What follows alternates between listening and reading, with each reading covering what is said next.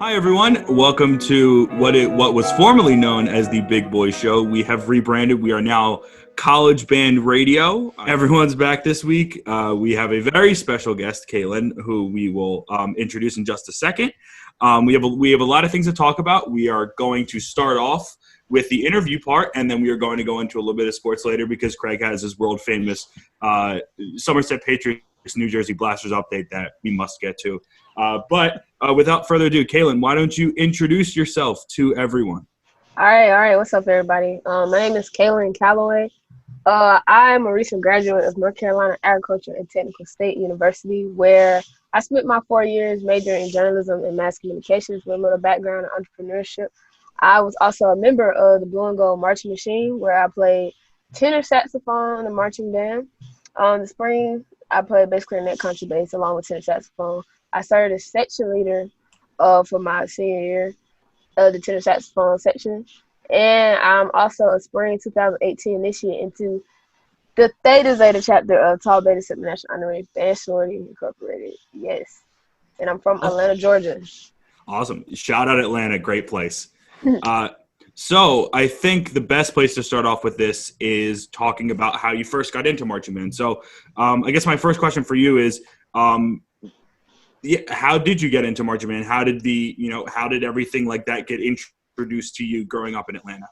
Well, I grew up around music, basically, just music in general. It don't even have to be an instrument. A lot of people in my family could sing, like phenomenal singers. Me, I took control of the piano, and I played violin. Violin, literally my first instrument I ever played. And I started playing the saxophone. My dad, he was drum major at his high school, Douglas High School in Atlanta, and he was a drum major at Morris Brown College for, I believe 2 years. And I grew up like around that, hearing those stories, meeting different people, especially the high school bands. Marching band was like a big thing with me growing up, especially people that had the rivals, especially seeing like Douglas High School, Mays, Southwest DeKalb, and Tri-Cities, all those big schools, big name schools, Washington, everybody, going back and forth, a little friendly rivalry. And I was like, oh, this is kind of dope, like just seeing people marching and they were just blowing. It was crazy. And especially like the culture of Morris Brown, just seeing different like videos and them and everything. So I just always like grew up around it and seeing like the great things, like the great people that come from it. Mm-hmm. Now, from that, with marching band, was it an immediate thing once you got to high school that this is something that you wanted to do? And then I guess after high school, was it something that you entertained going into college? Yeah, so like marching in high school, I wanted to march in high school. Like I literally was like, I want to go to, when I go to high school, I'm going to be in the marching band. I did a lot of stuff, like softball, and I was a part of like, government, like student government and everything, but like band was something that I always knew, like, all right, I'm gonna do it, and it was more so because I was used to it. I couldn't really see myself not on my instrument, but it became like a found love because I understood I needed, like, playing my instrument, not playing my instrument every day was kind of weird, so I needed to keep my chops up. And going into college, at first I was indifferent about marching, but I was like, I've been doing it this long, and my horn done took me this far. I would be doing myself a disservice, and my talent a disservice for not like playing, especially me playing in the marching band. It's more than just like playing your horn, it's like a family aspect, a whole mentorship, mentee type thing. The people you get to learn, it's like a family thing. And I really love that because I've never been a part of anything musical wise where you wasn't treated like a part of a family, you were treated with the respect and everything, because you do have to earn the respect, and once you earn it and everything, it's like, it's just a whole family aspect is there. So I wanted to do it. Mm-hmm. So obviously you went to North Carolina A&T. That's not in Georgia. What was when you were looking for different places to go to school? How did it get on the map for you, and how did it end up becoming the place that you ended up spending your college days at? Coming from Atlanta, you don't hear much about North Carolina A&T, and I'm being totally honest with you. A lot of people in Atlanta talk about FAMU. You got the people you got your Cookmans, you got your Tuskegee, you got your Howard, and you got all those, some of the big names. You got Clark, Spelman, Morehouse. You got those people. And literally, I never heard of North Carolina A&T until I became like, I think a junior in high school, a senior in high school, and like I got a full ride to a lot of places, and I was like, I'm gonna check out A&T because I had 2 friends that went to A&T already, and it was like, yeah, just look up A&T, look at what we offer, this and the third, and I wanted to go far, I wanted to go to school out of state anyways, and to be honest, I'm not gonna cap, I'm not gonna lie, FAMU was looking real like, hey, how you doing? Open arms. But I knew too many people at A&T. At FAMU, and too many people that came from Atlanta because I really did want to start my own journey, like my own path and everything. So I was all right, I'm looking at A&T. I did my research and everything, and then my dad was like, all right, we're gonna take a trip. Like, since we already going up to Cincinnati, we're gonna drive through Greensboro, North Carolina. We're gonna drive through. We drove through and everything. Mind you, I have never been to North Carolina. So I'm looking around, I'm like, dang, bro, this is really nothing like what I ever seen. And then we get to Greensboro, and I was like, all right, we get to the campus. As soon as I touched down that campus and I was like, yo, this is nice. I was hyped. I was like, this is a beautiful campus. Like, it wasn't as like beautiful as other. I don't seen beautiful campuses, but like for an HBCU, like me thinking then I was like, for HBCU, this is like real beautiful and everything. And it was really like nice. Like, my campus is nice. I wouldn't even just say my campus is nice for HBCU now because I'm older now and I understand. But it was just beautiful. My eyes were open, and I was like, yo, I'm coming here. Like I said, I was coming here. I started doing more research and everything, and then it just became like, I'm going to North Carolina A&T. Like, that's where I'm going. Kailyn, did the bans at these universities affect your decision at all? Not really. I mean, if depending on the school I was gonna choose, then I would have chose if I was gonna be in the band or not. Like, if I was going to go to like, for example, I got money to go to Grambling. If I was going to go to Grambling, I was gonna go to March. You know what I mean? Like, I wasn't gonna march if I was gonna go to Grambling. I wasn't gonna march if I was going to Tuskegee. I'm being totally honest. And FAMU, I was gonna go march. I really think FAMU was the only school I actually thought about going. If I was to go, I would march. You know what I mean? But who's to say even those are 2 schools? But who's to say I would change my mind? Because knowing me, like I said, like I'm the type of person, if I love doing something and then I stop doing it, I want to pick it back up. Especially, and like I said, I'll be doing myself a disservice because I'm not using my talent and my knowledge. You know what I mean? So, yeah, the bands didn't really make that much of a decision. I mean, like, they weren't really that big of a factor for me going to school because at the end of the day, I was going to school to get my degree. What was it about A&T that kind of that you were like, you know what, I do want to do the band here specifically? Like, they kind of put it on that side of the list. So I started looking at videos because I haven't seen much of A&T's band, you know what I mean, before I went to A&T. Yeah. And I'm going to be honest, I saw like the growth factor, and I saw like how the band was starting to really be on the rise, really peak, it was up there. And like, I knew one person that was in the band from Atlanta, Georgia. I only knew one person, and he would talk about it and stuff.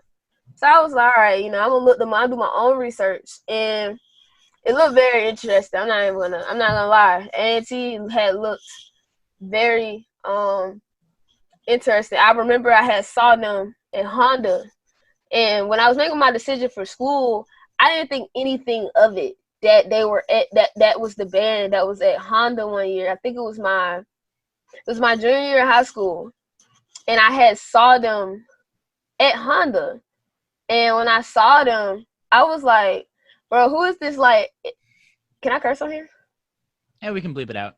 Okay. I was like, who is this, like, extravagant ass band on the field, like, doing all this extra stuff? Because it's dope. Like, they were doing some Egyptian stuff, like with the dances and stuff. It was really cool. It was really cool. And I was like, who?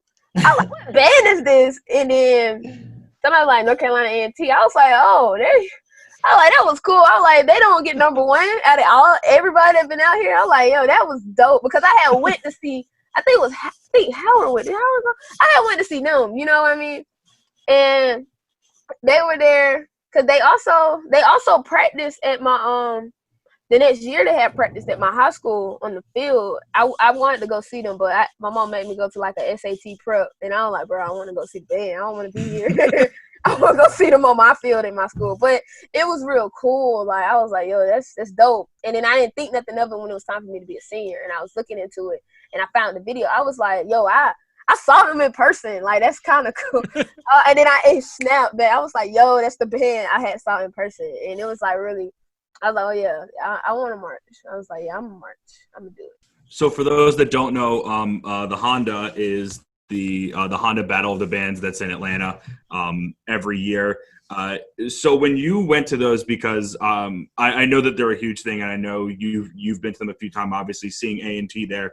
When you thought about it again, did the idea of you thinking about performing at the Honda pop into your head, and then that was kind of like the no-brainer of I want to join the Blue and Gold Marching Machine? So did I ever think I would perform in a Honda? Essentially that, and also like the idea of thinking in your head, I could do this. Did that, help influence?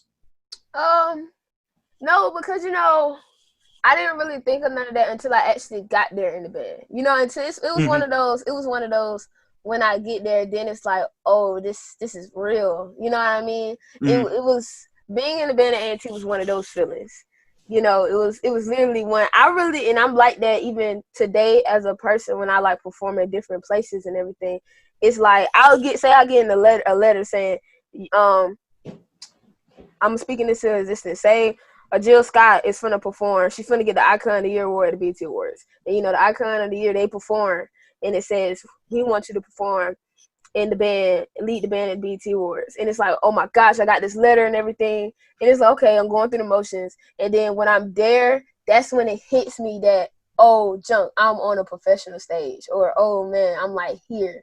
That's like what it was for me when I went to Honda, for the first time, or being in a collegiate band for the first time. When I sat there in that practice, that in that band room, sitting in that seat, I was like, yo, I'm really in a collegiate band room practicing with college students. Like, it's crazy. Like, I'm in an HBCU band, like a famous HBCU band. So can you talk more about the Blue and Gold Marching Machine for those that don't know it? Obviously, one of the most famous, one of the most prominent HBCU bands. What would be the best way to describe it? So the Blue and Gold Marching Machine, best freaking band in the world. I don't care what nobody say. Best band ever.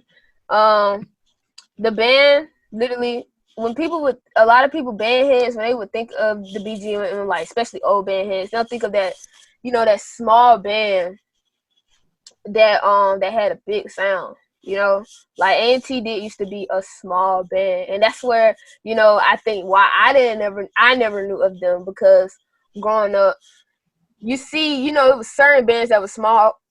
Certain bands that were small but had this powerful like influence somewhere. Like a lot of people did talk about Savannah, but I'm from Atlanta, so North Carolina's all the way up there. The band I would hear most about outside of Georgia or outside of Florida and Alabama, South Carolina State University.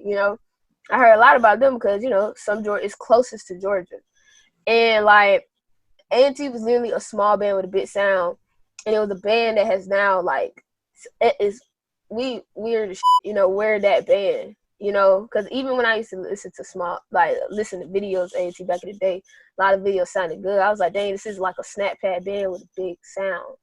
And the band did the history of the band. The band started out as an all male band, and then it got introduced to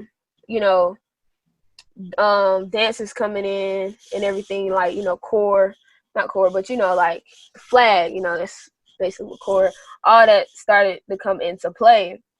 And A&T is like a real like marching band. Marching band, a lot of people think of stands. Blue and Gold Marching Machine is a band with the best field shows and everything. Like, we're a marching band. We march, we perform. We put on a show for people. We're not just gonna do a typical field show. And our field show is entertaining. Like, from the opener, where you might get some like going to like wearing costumes, going to like doing like different flag stuff to the band, making different shapes on the field, such as not just the A&T but the Nike sign, or just spelling out words, just different phrases and everything. That's what we do. We put on a show. We add things. And if you see a band starting to add things now, or starting to do extravagant different stuff, it's because we started it. A&T are trendsetters. And I'll say that to anybody, the trendsetters. We're that band. So that's basically Blue and Gold Marching Machine. And we don't do just high stuff. We do core style as well. You're not gonna see any other HBCU do core style. We incorporate it all. Now, Jason, obviously being the marching band aficionado of the podcast, I'm sure that you have many questions in terms of, how the band operates. So why don't you take the floor for a little bit and ask everything that ask everything in regards to that. For those who are listening that don't know the difference, you guys know our bands, the bands of the Big Ten, and you know how we operate, and you've heard about our band camps.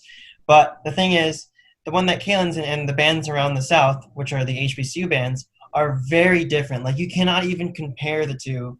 Just stylistically, they're so different. And I encourage you, if you've never watched a show, I would go to YouTube and just look up North Carolina A&T or any other HBCU band and just listen to a show and just listen to how it sounds and like watch how their marching differs from our marching. It's just so different, but it's so unique and so awesome at the same time.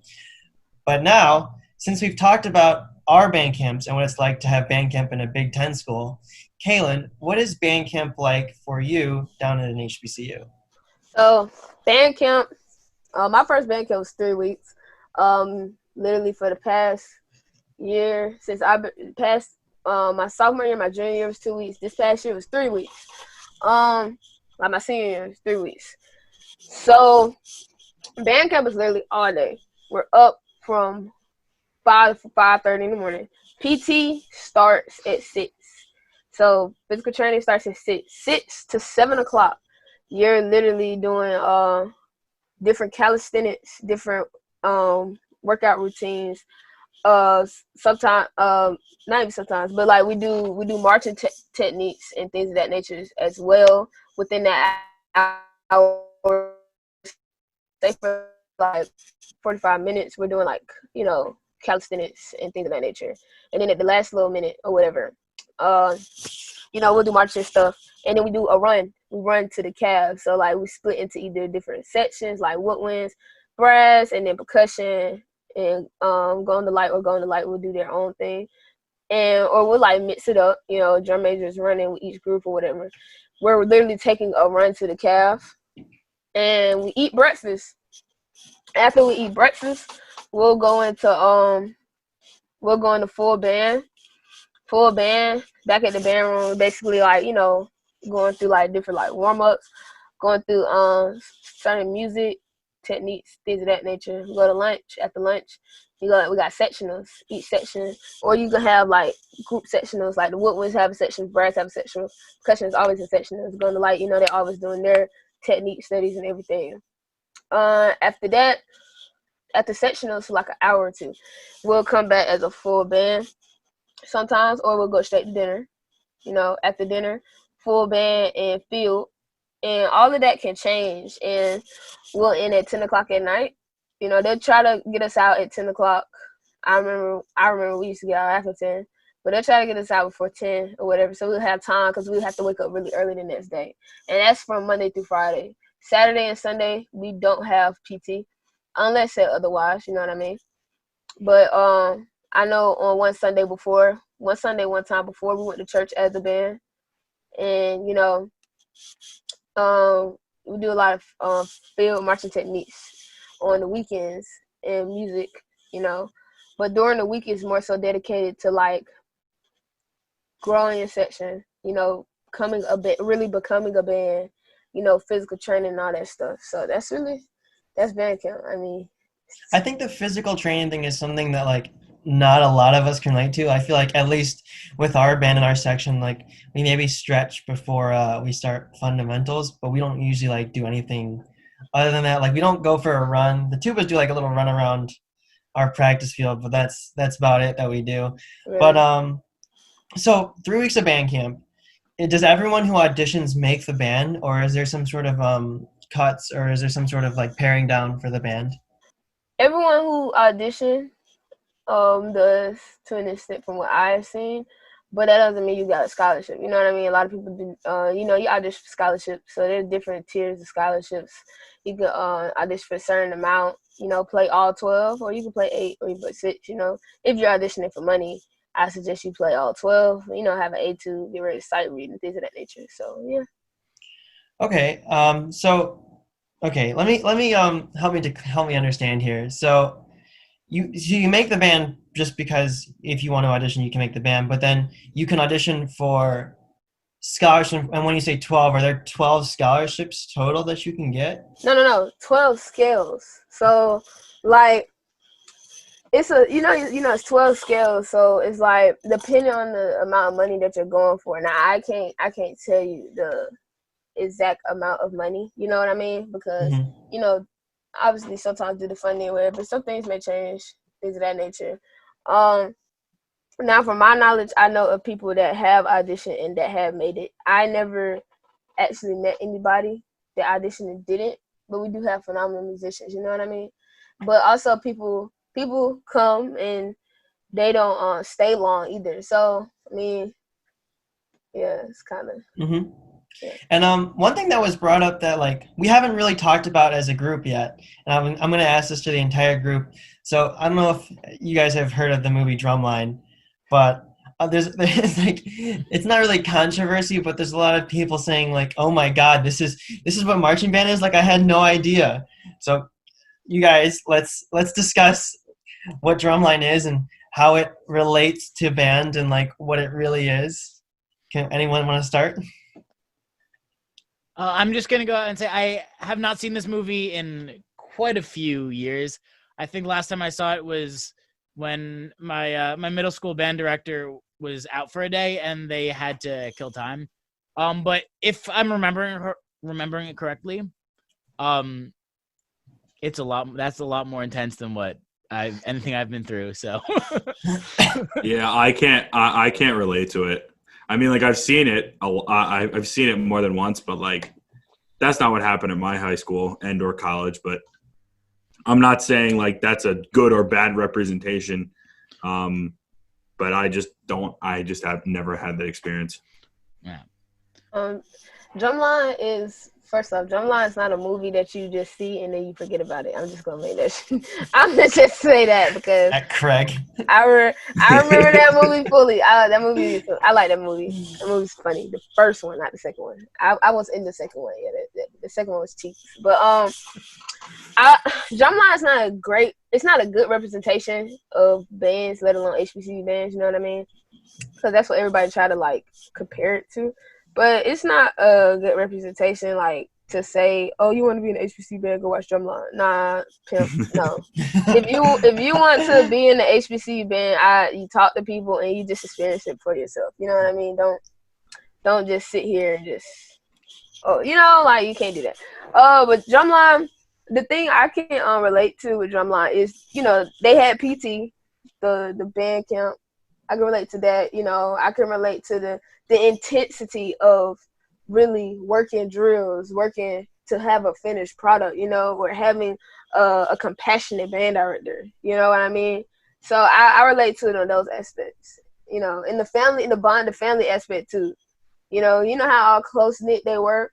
It's like that. So but everything else I wanted to say, it's One more thing. Okay, so one thing that the HBCU bands have that pretty much every other conference in the country doesn't have are these like band battles, or like we talked about it earlier a little bit, the Honda Battle of the Bands. But can you describe what like one of those is like? Because I've never experienced anything with like a battle of the bands. I wasn't even in a competition band in high school. So can you explain what it's like to like attend one of these and what the atmosphere is like with all the fans there? How to battle the bands. So like, do you want like the day of the performance or the day before the performance or the days before the performance or like a Honda practice? Whichever you think represents like how the best way to describe it as a Okay. band member. So I'm gonna just go with being at Honda in general. So being at Honda, literally, we would show up Thursday. So showed up Thursday. Thursday would be our walkthrough in the Dome or the Mercedes Stadium is what you want to call it now. I call it the Dome because I grew up with it being the Georgia Dome, and I'm gonna call it that. So you're in the Dome, we practice and everything. And you got Honda officials. They come and they talk to you, talk about the rules that, the regulations, because, you're staying in a hotel under their name and stuff like that. So they talk about what you cannot do. They try to give the bands a curfew and everything, but these are grown men and grown women. But yeah, you're in a hotel with other bands. So like sometimes it's a group chat with everybody that's in Honda for that year. We're in a group chat together, or it's like other group like the TBSKK side group chat may be going crazy talking about who's in Honda, or like hitting people up. And Thursday is like that day, and then you go to your hotel and everything. Most of the time, you're like, you're free to do whatever until the curfew and everything. You meet up with people from other bands, talk to them, because you're going to see other people from other bands. Because, band people is like sometimes all you wearing is your band stuff. Like most of them just walk around in band stuff. I don't do that. Yeah, that's not smart. But, you're going to see them and everything. You're going to talk. You're going to meet with each other. The next day is I know for us, we'll get our walkthrough in somewhere like a high school or something if we do. And the next day you go and we have mass band rehearsal. So mass band rehearsal is the rehearsal that you have with every band that is a part of Honda, where we practice the two pieces that we have. Where they set us up in a certain way. So it's gonna be, flutes, clarinet, saxophones, trumpets, euphonium and French mellophone and trombone and, tuba, percussion. They're gonna have, they're setting us up like that, but they're setting us up in score order, but like they're putting certain sections from each band. Like say for example, it's like, say it's A&T, then it's Hampton, and it's like so colorful. It's so dope, like how they put us together. It's really cool. And so mass band is really interesting because you're like you're going through and you're like meeting. You just like everybody's talking to each other, everything before the actual practice, and when the practice start, everybody's playing the songs and everything. Like they're playing the song that we practice. Obviously, it's different because this is the first time every single band is now together. Some people going crazy on their horns, you got people that are gonna show out and everything. It's just real interesting. After that, after mass band, put our horns back on our buses, and then we go to like a banquet. It's a banquet, but it's really just a social gathering with every band in the Georgia Congress World Congress Center down there. And it's just every band in there. We're eating, we're sitting there, we listen to music, we're playing, we're dancing. It's one portion where like, they give out awards and stuff, but we in the middle. KK Side PBS strolling. You got other Greek or people from other Greek orgs that like probably D9, they strolling and stuff and everything. They just doing all the different stuff. And it's really dope. We leave, go back to the hotel. That night also, they got bowling stroll. The bowling stroll is TBS KK Side thing. It's real dope. The next day is the performance, and you leave the same day as the performance. But it's just a real good like social experience. Like I like it. It sounds like to me, sorry Craig and Alex, but it sounds like when you go to a bowl game, the one bowl game I've been to, but like you get to meet with the bands and like it's all cool before. But usually when you get to the game, you have, like, at least in my experience, we've had that, like, idea of, okay, we have to show up and we have to be better than the other band. But, Kailyn, it doesn't really sound that way. So, like, do you feel like there's that – competitiveness between the bands, or is it more of like a nice camaraderie where we're all just there enjoying like each other's performances? I think it's just, you know, you're always gonna have the whole like people having their 2 cents of who's better than everything. But I kind of take it as everybody just showcasing what they got, doing what they do, you know, because everybody know at this point every band gonna be different. You know, everybody know what band is gonna be the same old, and then everybody know what band is gonna deliver, you know, or deliver differently, you know. So I mean, I see it's just, you know, yeah, it's a competition and it's just a showcase, but I just see it's really just a fun big band family reunion. To be honest, it's really cool. That's awesome. That's really cool. So you've mentioned this a couple times, and I don't know if people know, but you said you're part of Tau Beta Sigma, and there's also Kappa Kappa Psi, and there's other Greek organizations that are through marching band. So can you explain a little bit of, especially what TBS is like and what it's like to be in like a Greek organization through the band? Okay. Tau Beta Sigma is when it's really a sister thing, and serving the band is our specialty. And being a part of my chapter specifically, I'm glad I joined. You know what I mean?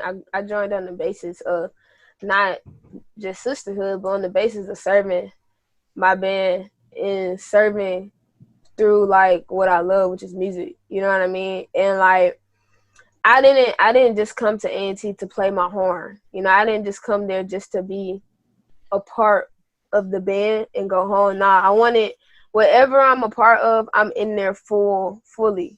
You know what I mean? I'm in there all the way. And I want really seeing TBS serve my freshman year was eye-opening to me, because I was just like, I want to be one of those girls. I want to be in that number because of what they're doing is great. Like, they weren't just serving the band. They was mentors. They were people that people looked up to. A lot of them played their horns very well, and it was just a beautiful thing. And even outside of the band, doing stuff on campus, a part of stuff, you know, it's about like the confidence. It's about what you do for others, and I really like that, and that's what they showed. And being a part of TBS really helped me really helped me even bring out that part of me, and bringing out the greater good in people and in bands. You know, a lot of bands probably wouldn't even function student wise without or it's like musical, or it's like KK Sign TBS, you know what I mean? Or Find Me Out for SAI. So like being at A&T and being a part of my band, and being a part of my organization within my band, we do a lot within my band, you know what I mean? We do a lot as far as we're the leaders. We're the people that band I would to call for when it comes to just setting up the band room, or just doing what he needs to be done for the band, like helping get food for the band, or helping with uniforms, or just, you know, the littlest thing. And even bringing people from the band into that, saying, this is our home, we're going to take care of our home. That's what it's all about for greater bands. And that's what it's all about, making sure the band and the people there are good. And then one final thing for me. So at Purdue, we also have Tau Beta Sigma, and we have Kappa Kappa Psi. But both of ours, I'm not sure if it's the same. Ours are both, what's the word I'm looking for? Co-ed. So you can be a male or a female, and you can join either organization, but you'll be a sister in Tau Beta Sigma, and you'll be a brother of Kappa Kappa Psi. Is it the same for you guys too? The organization is co-ed. Black chapters, because that's what, you know, but we are a black chapter. You know, I'm pretty sure we wouldn't mind, you know, if somebody wanted to join, but due to the word sorority, which means, you know, sorority, sisterhood, and fraternity, brotherhood, a lot of people just stick with that. And, you know, we do what we do. You know, if you're a woman, TBS is here for you. You know what I mean? If you're a man, Kappa Kappa Psi is here for you. Obviously, that may not be the case for some schools, but they're still allowed to join. You know what I mean? Mm-hmm. So, yeah. Because I know that Craig has a few things. So obviously, we know that you have to leave in a few minutes, but we just have a couple of other things to ask you, and we want to know, as much as we can while we have you here. So I know that Craig has a few things that he wants to ask you. So Craig, take it away. So I guess we've talked about kind of the life of band from with regards to like before the season starts with band camp. We've talked about kind of like the competitive side with the Honda and kind of that whole side of it. But can you go into a little detail about what like a normal home game is like? I know it's a very packed day, so go into as much or little detail as you'd like.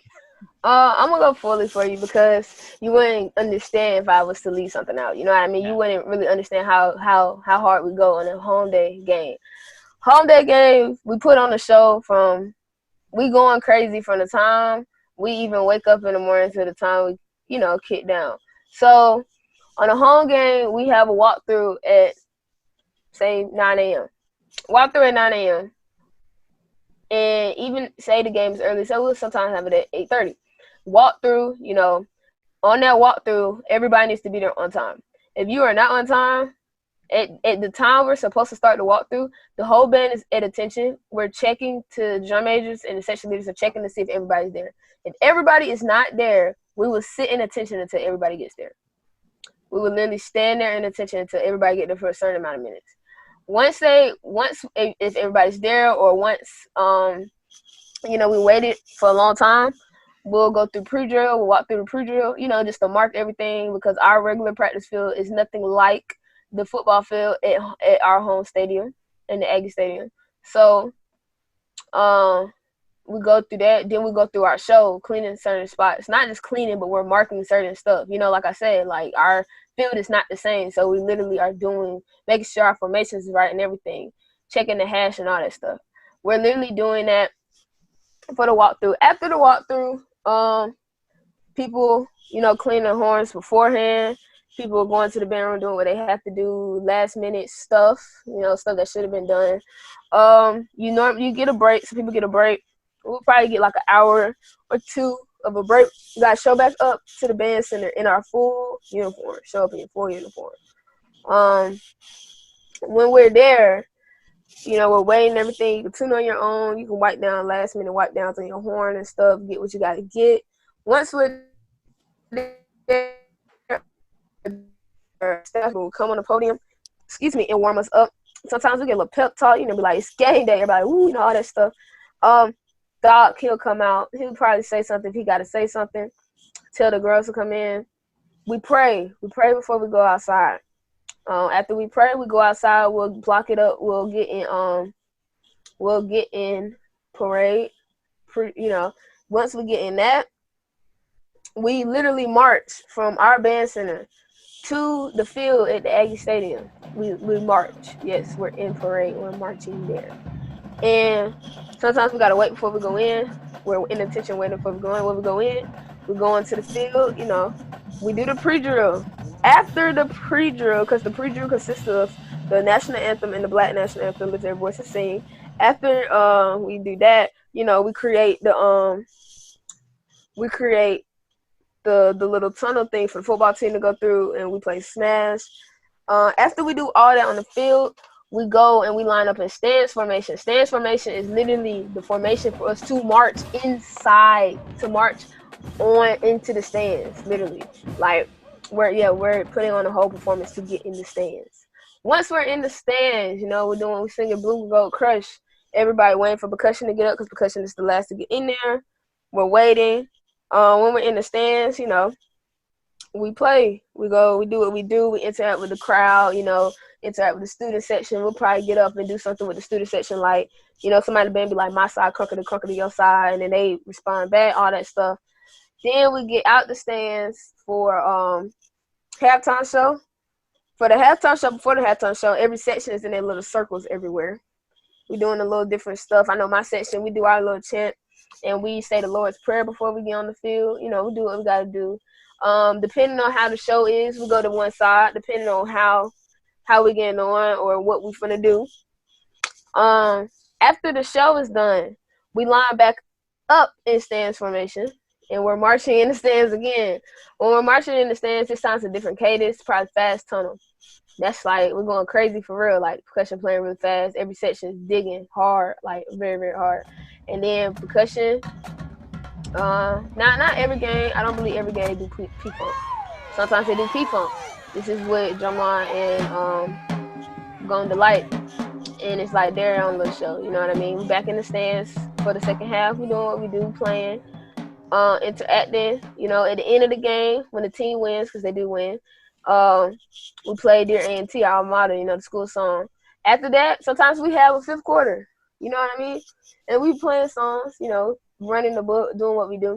Then we get out the stands and we march back to the band center and kick down and go back inside and, you know, clean up and go home. Sounds like a very packed day. Yeah. Definitely a long day, but it's a good day. Yeah.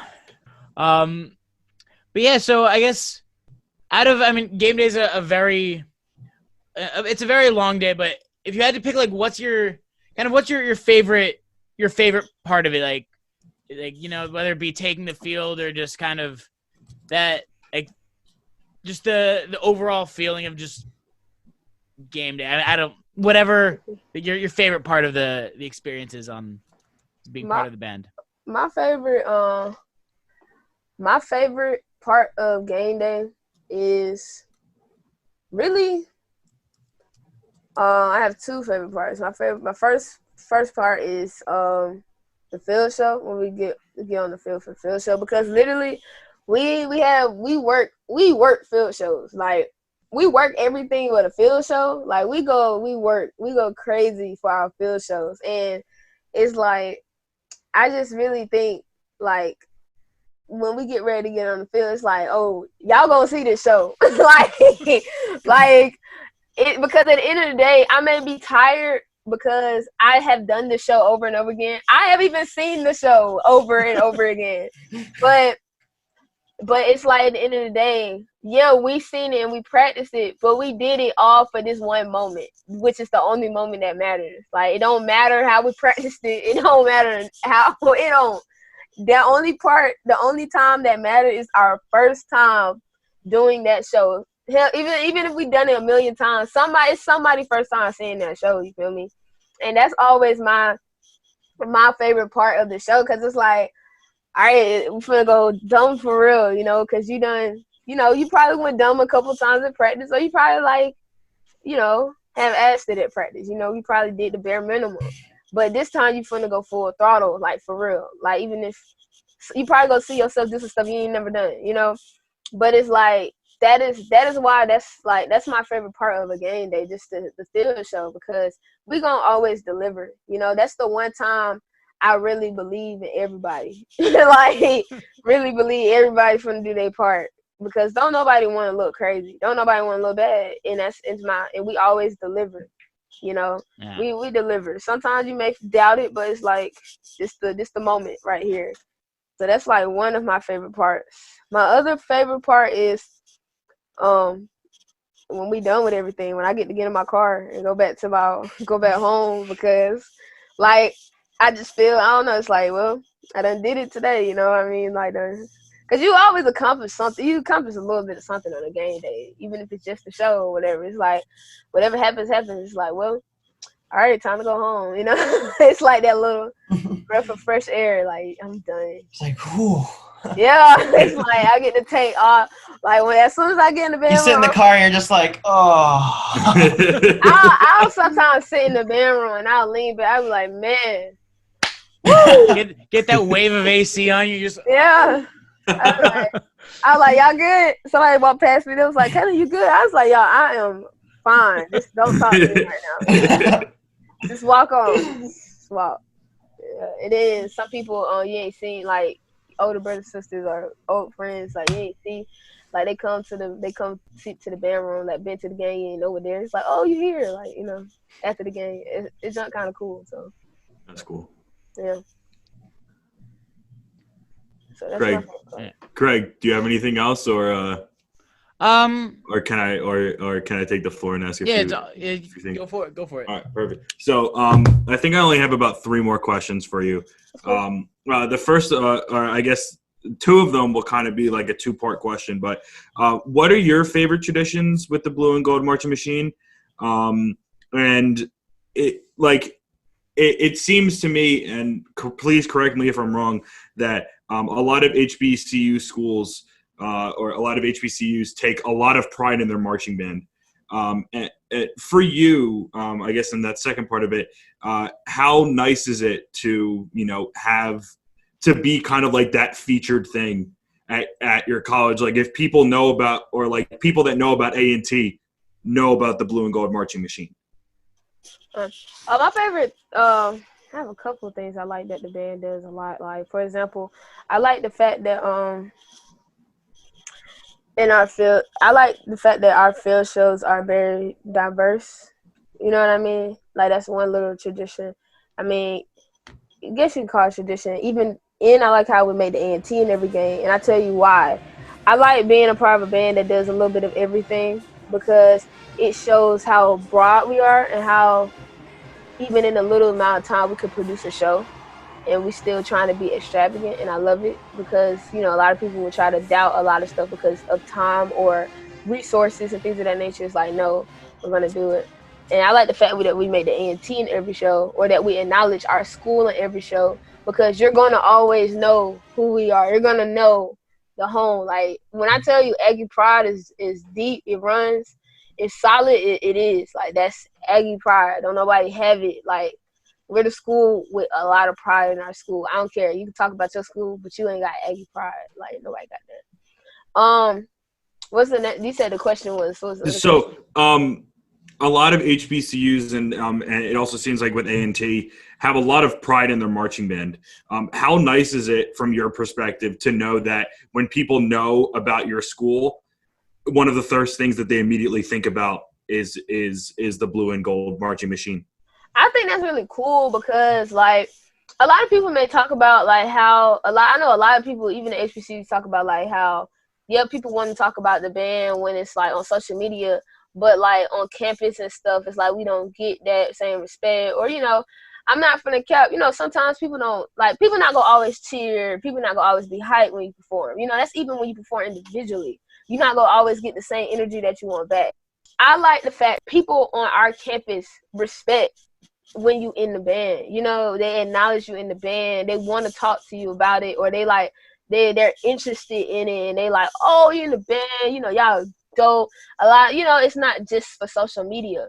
I have yet to really meet somebody on campus that was just like to somebody that's in the band, or to the Blue and Gold Marching Machine. You know what I mean? I have yet to meet anybody like that. And I just like the fact that that's respected, because we respect every other org on campus, you know what I mean? Mm-hmm. And, having that same respect back. And I really think that's really cool how we can support, one another. Like, we can really be there for one another. Because at the end of the day, we all Aggies. At the end of the day, we're on this campus together. Mm-hmm. We're all trying to get a degree. So it doesn't matter what you in, and I really like that. It's really dope. God, I wish they had that at Maryland. that no offense to the marching band's great, but like I wish the students would give us a little bit more credit on campus. But that's neither here nor there. Second that. Yeah. Yep. Give more love to marching band. Like, come on, like we're cool. I mean, like I have this towel. I mean, like I have this towel. Like that's pretty cool.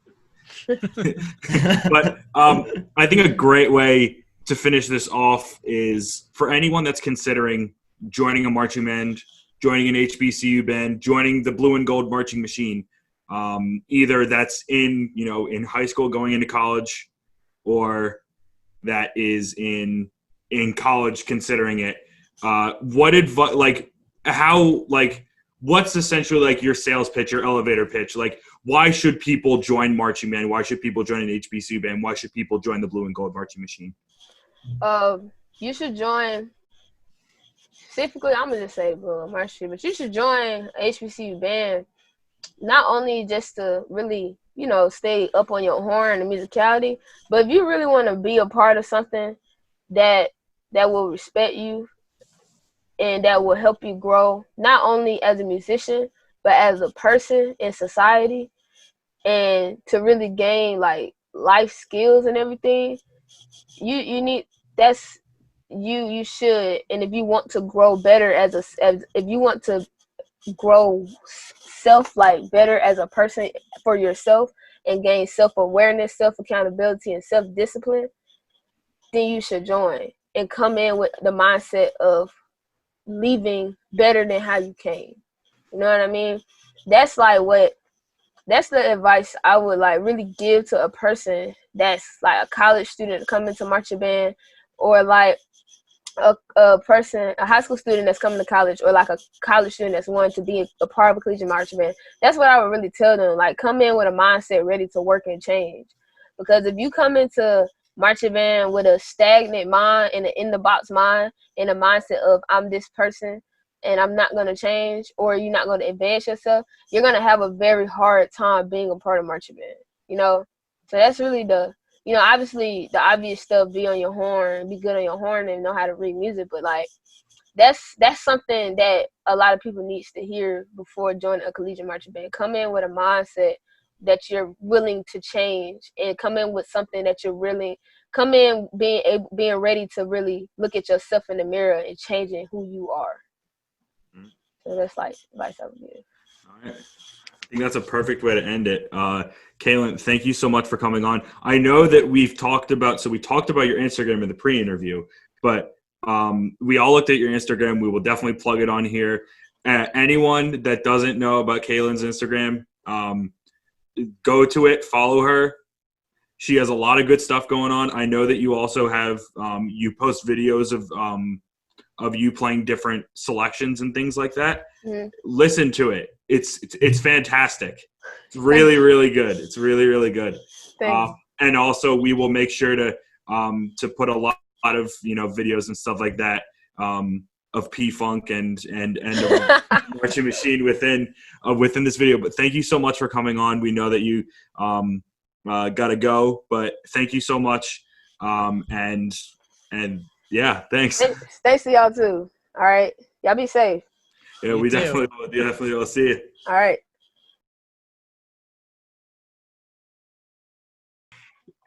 Thank you so much to Kailyn for coming in and talking to us this week. We really appreciated it. It was a great chat. But now to end the podcast, unlike starting the podcast in previous weeks, we are going to have a little bit of a sports segment. Obviously, a bunch of sports have come back professionally. College sports is still very much unknown. Craig will have his New Jersey Blasters update in a little bit, and we are going to play a game. But Jason, I know, has pulled up something talking about some recent college news or some recent Big Ten news that has happened, probably with college football. We're all going to give our thoughts about it, and then we'll go from bad to good to end the pod.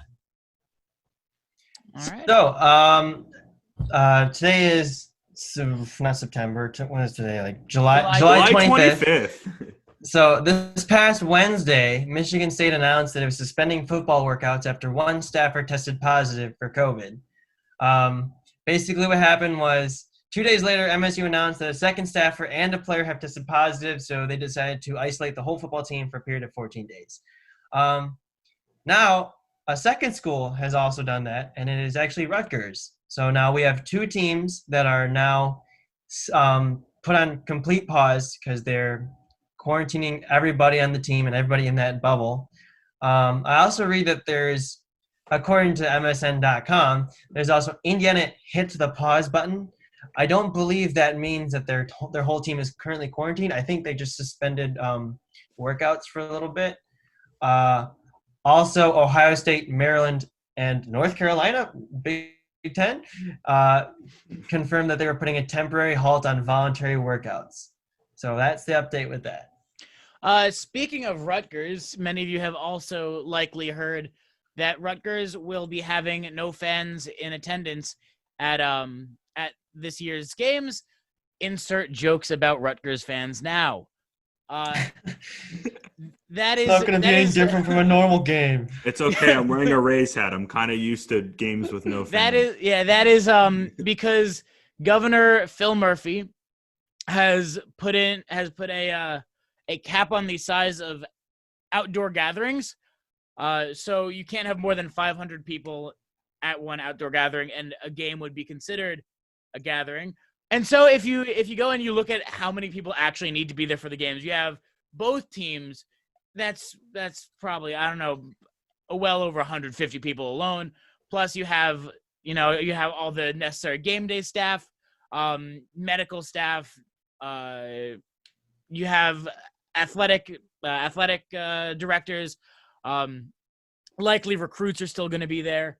So you've got all these people that start adding up. Then you adding another 200 people for potentially having the band march.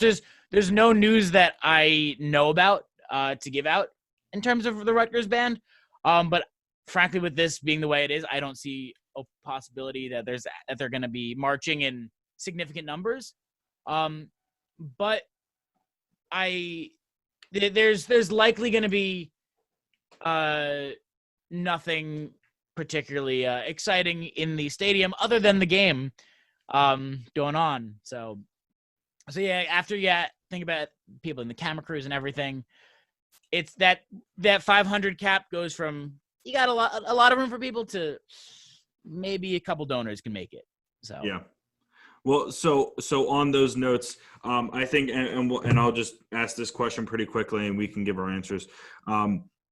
How do we feel about the growing possibility of there possibly not really being a college marching band season, at least for the Big Ten? It's sad. Yeah, I'll let Jason go. It's just sad. I mean, if you think about it, just put it into perspective. Like, you have, what's the average lifespan for like the United States in like 70, 80 years?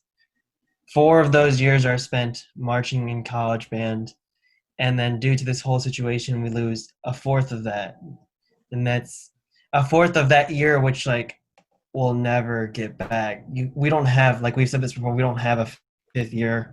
We don't have that ability to just, I want to stay and do band and stay with the school. We can't, because we're going to graduate, especially with us, because we're not music majors. So after our 4 years and we get our degree, we're done. We don't come back in like another year. So it's really really hurtful to, I think, a majority of the band community out there to lose that year. And we're all hoping we can have at least something close that is hopefully reminds us of at least what it's like to be in band still. Yeah. Hopefully there's some sort of consolation. I mean, I don't know what, hopefully maybe by the spring semester, come spring game, there'll be some semblance of band again so that people can have something this year. Because, I mean, as likely all of our listeners know, this sucks. And, you, like, for lack of a better word, it sucks.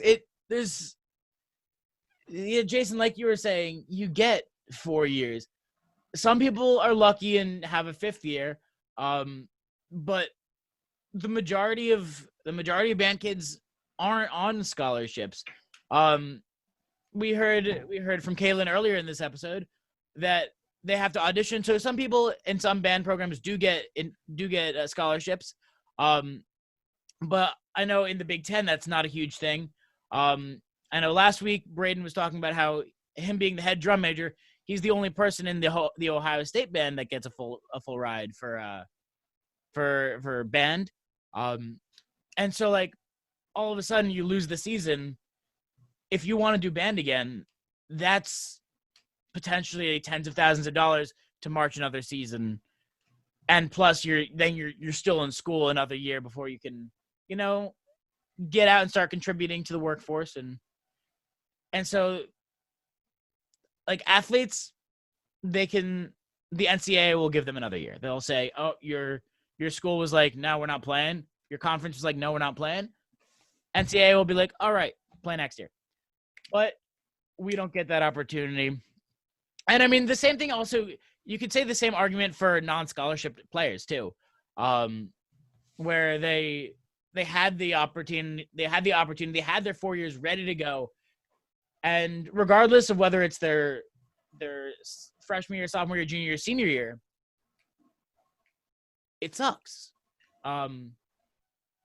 Because I remember when we started this, when we started this podcast, when it was episode 1 of the Big Boys show, and we were talking about some sports stuff, and I don't even think that actually made it into the final cut of the episode, but it we had some predictions on what we thought were going to happen, and oh boy, were we wrong. But I think that's enough doom and gloom. Let's lighten the mood a little. Yeah. Well, I do want to say just quickly, it is a very garbage and sucky situation.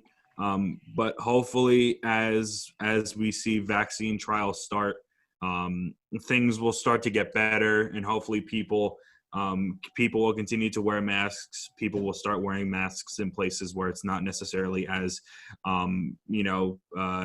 as required in certain states. So I just hope that everything goes well. If you're looking this way, I'm watching the second game of the PLL because I've been missing the cross for a little bit, as you can see by my shirt that I got. Shout out to my girlfriend for getting this for my birthday. Good times. The cross is back. I get to see a bunch of Maryland guys who are pros, which is really cool. But I know that we're going to talk a little bit more about that kind of thing next week. But real quick question. Real quick question. Might be off. Might need to be cut. But so the PLL, do you know if they wear shoulder pads? They do not wear shoulder pads. I don't think they do. The goalie wears protective padding, but like just looking at them right now, they just wear the jersey, and then they have arm guards. Yeah, because you get whacked in the arm. But having played lacrosse, I will say that playing without shoulder pads is a really gutsy move. I mean, that's just how it is. Like these guys don't have it. I mean, you're getting whacked with a stick, and if you get hit over the collarbone, you can shatter this collarbone if you get hit hard enough, and it's definitely happened. And you can get run over, especially me being a smaller person. You can get run over, and you can shatter a collarbone. And even the goalies, they're wearing something, but those goalies have either something messed up in their brains, or they have a lot of balls, because it takes a lot of just nonsense to just step in front of those shots like that with that much padding on. I think to be a goalie in any sport really takes a lot of guts.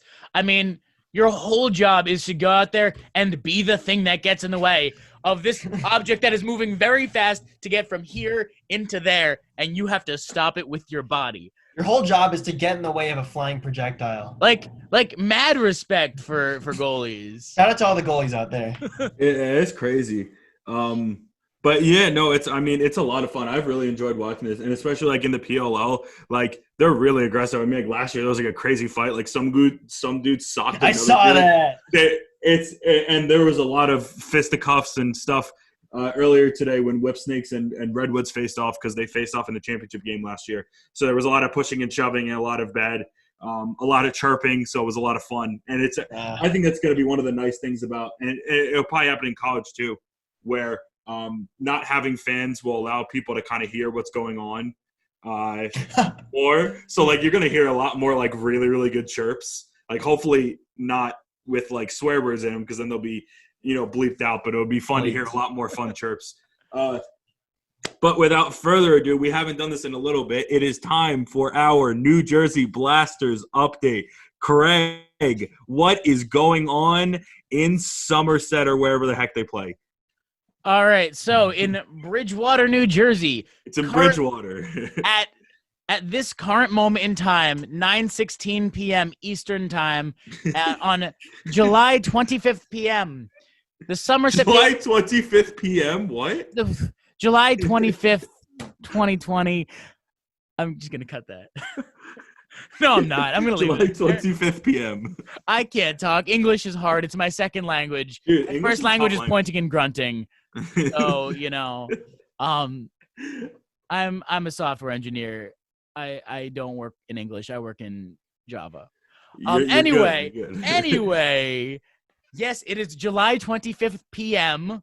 Right now, it is the top of the 7th inning. The Somerset Patriots are up 2-1 against the New Jersey Blasters. 2 outs. Count is 0-2. And keep in mind, these are 7-inning games, so it's time right now that the New Jersey Blasters really step up. You got nobody on base. So the game could end very soon. So are the Blasters up right now, or are the Patriots The Patriots are up right now 2-1.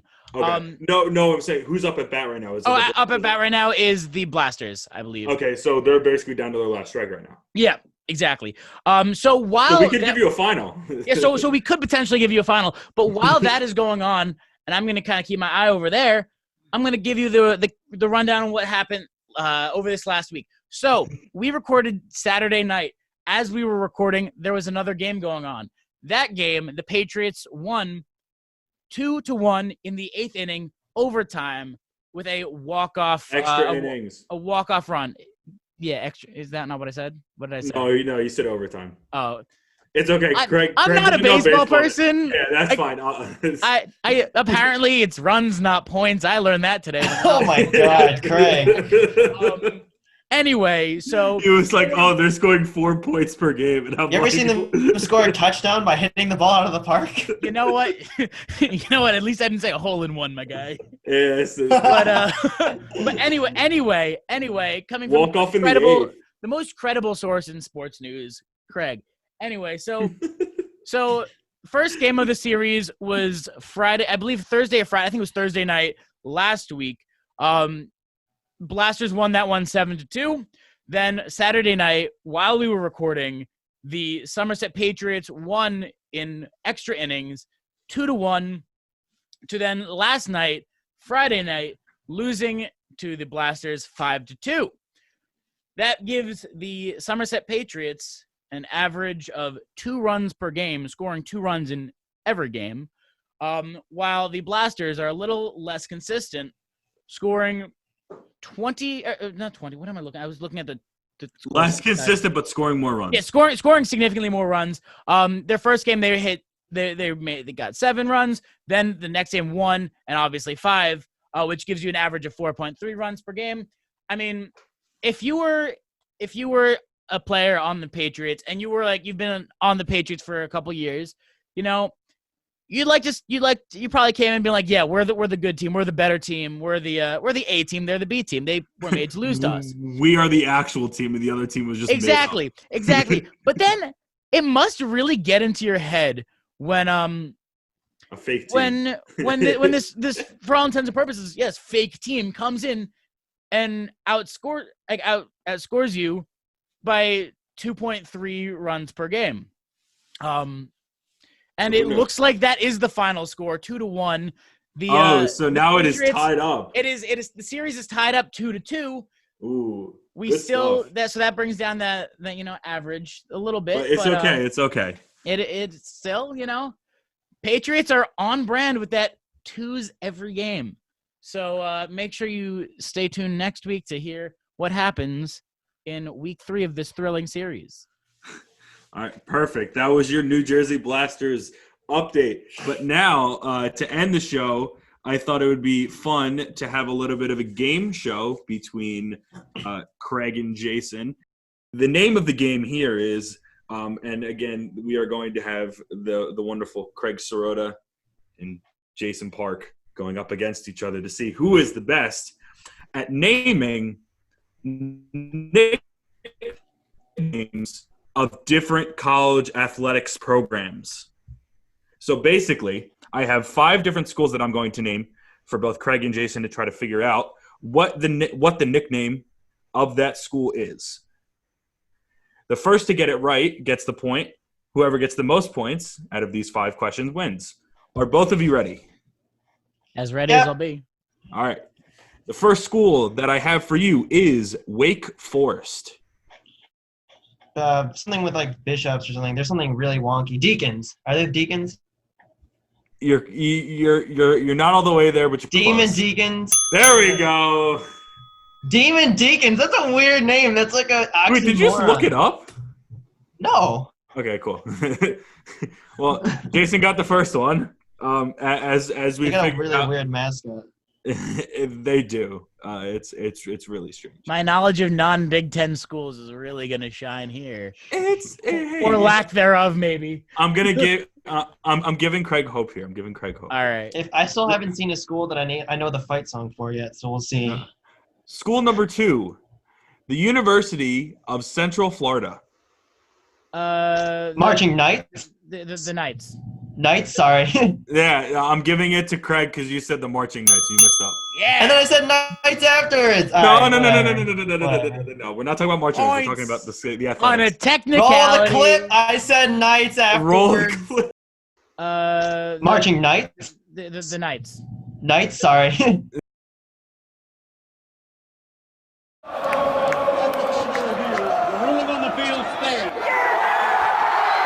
All right, whatever. All right, Roll the replay. Let's go to Toronto. let's go to Toronto. All right, it's a hockey Wes reference McCauley for all comes you in. hockey players out there. Wes McCauley comes in. That's not a goal. No, we have a no goal. School number 3, Oregon State. The Badgers. Beavers. Oh, Jason got it. It is the Beavers. Wisconsin's Jason is the winning Badgers. 2-1. I knew it began with a B and ended with ers. I knew that. The fight Beers. song at one point. Maybe they are the Beers. I don't know. You know. School number 4, the University of Tennessee. Bulls. Bulls. Craig got it first.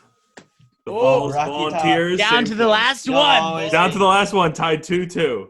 This is a fun one. School number 5, the University of Hawaii. Rainbow Warriors. Yes! Jason gets the point, comes out with the win. 3-2. 3-2. That's the way it should be. The way it should Point be. for Purdue. We get a win. We don't even have to play Point football. for Purdue. gets the Put that football on the win. standings. We'll keep that 1-0. going. Purdue beats Rutgers 3-2. Football. Well, I think on that note, we're going to wrap up for this week. Thank you so much, everyone, for tuning in. If you don't know, now we are as College Band Radio instead of the Big Boy Show. We are still on YouTube, but our YouTube channel is going to be called College Band Radio instead of the Big Boy Show. We are still on Twitter. I believe that we're going to change our Twitter handle at some point. Stay tuned for that. Stay tuned for that. You can find our podcast wherever podcasts can be streamed, whether that be Apple Podcasts, Spotify, Google Podcasts. We're going to try to post it everywhere, and try to get the word out, the beautiful word of college marching band out to everyone that we can. So thank you guys so much for tuning in. As always, stay tuned for next week where we have a couple surprises lined up. I'm not going to spoil them now, but we have a couple surprises lined up for next week. Stay safe, stay healthy, and we'll talk to you soon. Good one.